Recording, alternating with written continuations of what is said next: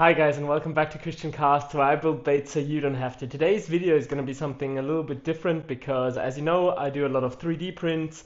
Who's been following saw my 3D printed mold for the trout grub. We'll go into that in a moment.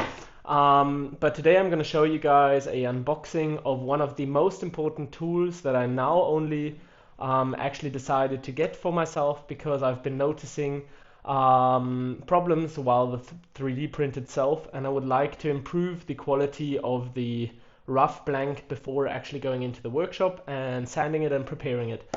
So we're going to be looking at a drying system for filament.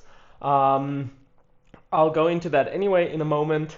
As you see, I've got my printer here. We're also going to be demounting the arm right over here. I have to see how we actually mounted it.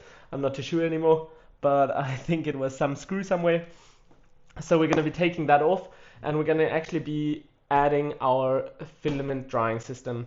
This is actually due to the filament being able to draw in water if you have got a very high humidity in your workspace. I actually have got it in the same room that I hang up my washing in, which is not ideal, and in summer the room itself has got a lot of humidity, and the filament actually draws water.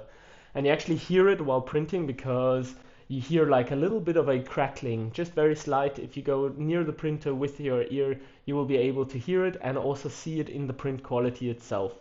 So last week, as you all know, we have finally finished our trout grub mold. I'll be printing a new one once I have installed the filament drying system, because I would like to see if I could, without the ironing settings, get also a quite nice surface and a better lure mold than the last time, because I wasn't as happy with it. But if you're interested in that, you can anyway check out the video here or there. And otherwise, I have prepared a lot of my big swim baits that we then can create some pike lures. So we'll be going into that. I'll also be testing different silicon types. I ordered a lot of different silicons to test with different hardnesses. So we'll be going into that. I will also be making a short towards the filament, because I have decided, I reached out to a friend of mine, and we will be looking at the filament itself in its dry state and in the wet state, I would say, and just see if we can actually notice any water in the filament while looking at it in the microscope itself. So I'll be making a short towards that, and we'll see if we can actually see something. If I can't see something on the first glance, I won't be making the short, but if it is, I'll maybe put that in here as well once it's made. So I'll pop it up here or there, and you guys can check that out just to see what I'm talking about with the filament itself drawing water. And now I'll quickly pop my printer over to the side, and we'll head into the unboxing. So today's unboxing is going to be the Creality Space Pi filament dryer. It is a printer, a filament dryer that ranges from the temperatures 45 degrees to 70 degrees, and it has got real-time humidity tracking. The drying time is from 0 to 48 hours. So that's just like general specs. The cool thing with this drying system is actually it doesn't use the silica bowls like other ones do. There's some filament drying systems that actually use silica bowls that once they draw in all the humidity, they change color, and you can actually dry them with placing into an oven or anything like that. This system actually works with something like a heater. There's a heater and a fan in there, and it circulates warm air around your filament and dries it through that. So you won't be having to change any silicone balls or anything like that. And I just think that that is quite handy, and it really fits also from optic to our printer. So we'll straight away go ahead, and I'll pull out our dryer. They actually send a little adapter for going into your printer itself, and then we'll straight away pick out our drying system. So as you see, there is some paperwork. I'll get rid of that all, and you can actually see that there is a heating surface at the bottom where air gets pushed into the chamber itself, and it heats the filament in this space. So we'll straight away plug it in, and then we'll see it's got different modes for different filaments because different filaments dry at different temperatures. So you can set the different modes, and the filament itself should then dry by itself. So plug this in, and we'll straight away switch it on. And as you can see, we can start it or something like that.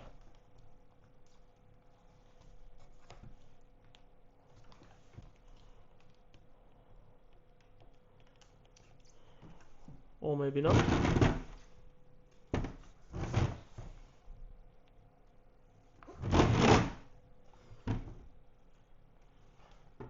It is actually not switching on.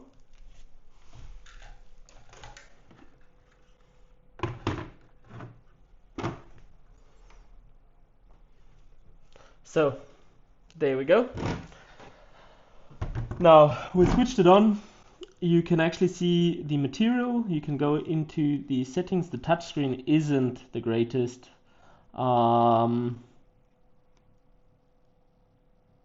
I don't know if it might be that it was damaged in transport, but you can go through the different materials, and I am using PETG, not carbon fiber. You can go through PET, PETG. It's got then all the settings in. It's got a real-time tracking for humidity, as I said. It at the moment tells us that we have got a humidity rate of 59, which is quite high. So I will straight away, you can go to PA, PC, PTG. So that's what we're going to be choosing. And then you can actually start the drying itself with the filament in. And I straight away notice that at the back it gets a little bit warm. You then have your line that you can put through and actually add into your printer just like that. So I'll still have to see how I place everything next to my desk, and we'll be going into that and just creating a little bit of a better experience with my printer, that it's not as moist, and that the filament that we are actually printing is dried beforehand, because I think that it would minimize the afterwork of the lure blank itself. So we'll be testing that, and I'm really looking forward to see how this actually works and how well the prints then actually go, and if we have got less cleaning up to do once the prints are finished. I really like how it looks. It's not too big. I can place it very nicely next to my printer. I might take off the intake of our printer right here and straight away go into our filament drying system. But we'll see how that goes, see how I have got place itself. And this video was a little bit shorter today, but I just thought I want to show you one of the most important things when printing is that you use dry filament.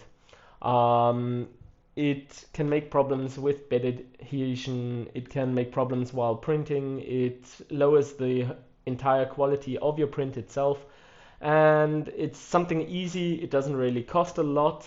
I ordered this off a 3D printing page, and I think it was around 60 to 70 euro.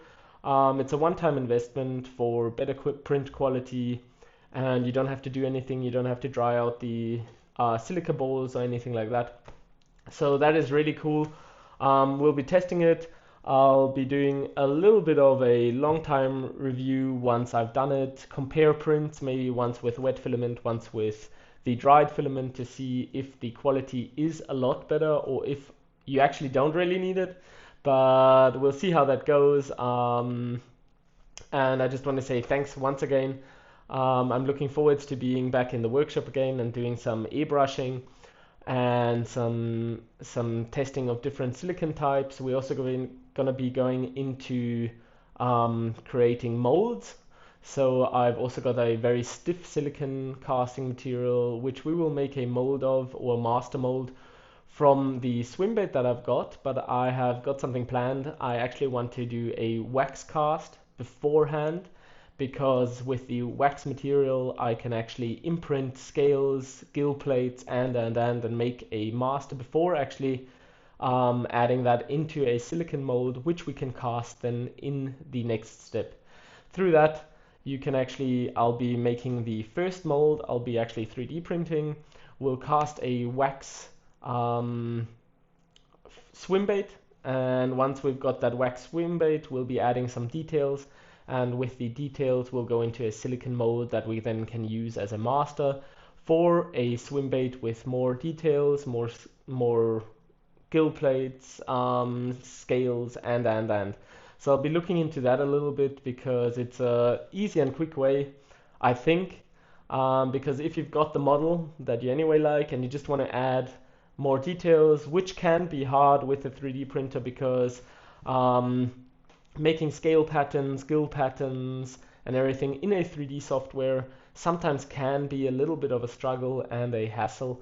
And also the print quality itself isn't the best. I haven't found somebody that really makes amazingly detailed scales with the 3D printer that you can buy for household use, I would say. So we'll be going into that and just looking for another way you can actually achieve a detailed lure. So if you're interested in that, stick around and we'll see each other for next week's video.